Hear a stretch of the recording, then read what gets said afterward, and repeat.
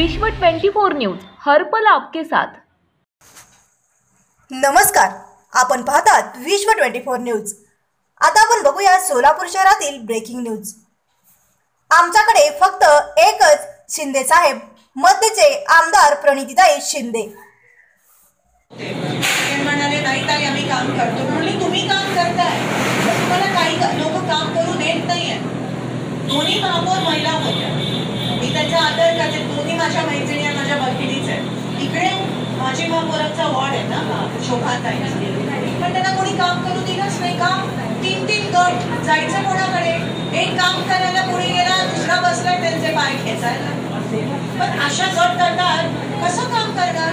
आमच्याकडे एकच शिंदे साहेब, किती भेदभाव असले तरी सोलापूरच्या विकासासाठी आम्ही नेहमी एकत्र येतो आणि भेदभाव नाहीच आहे। हे काही पत्रकार मित्र आमचे रंगीत बातम्या लावतात, पण नाही आहे।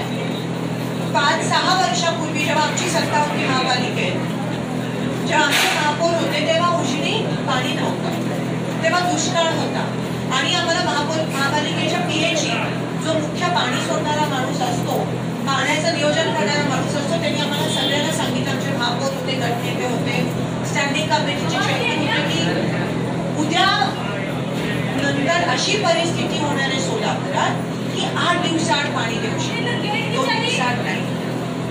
आम्ही सगळे गॅसवर की आपण एवढ्या ह्याने निवडून आलोय, लोकांनी आमच्यामध्ये विश्वास दाखवला, आम्ही निवडून आलो, आणि जर आपण लोकांना 8 दिवसाआड पाणी दिलं तर आपण तोड काय दाखवणार? आणि आम्ही मध्यरात्री सगळेजण त्या ठिकाणी भेटलो आणि आम्ही विचार केला की काय करावं। तेव्हा एक इंजिनियर, महापालिकेचे तज्ञ इंजिनियर होते, त्यांनी आम्हाला सांगितलं की एक उपाय आहे, उजनीमध्ये जे खाली जे पाणी साठलंय धरणात, ते आपल्याला वर खेचावं लागेल। कसं करायचं? तर सक्शनचे म्हणजे व्हॅक्यूमचे पंप लावायला लागतील आणि मग ते पाणी खेचू शकू आणि सोलापूरला आपण पाणी देऊ शकतो 2 दिवसात। किती बजेट लागतं आम्ही विचारलं त्यांना, 3 कोटी लागतं।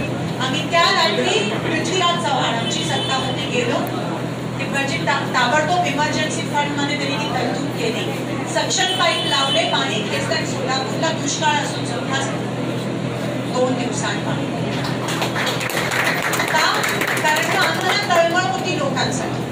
आज पाणी असून सुद्धा हे लोक देऊ शकत नाही, म्हणजे निवडून आले आणि विषय संपला, सत्ता मिळाली ना बास, असून काही नाही पाहिजे, अशी ही त्यांची मानसिकता आहे। आणि म्हणून आता तुम्हाला कळून चुकलंय, मी अधिक नाही बोलणार, मला माझ्यापेक्षा जास्त माहिती आहे।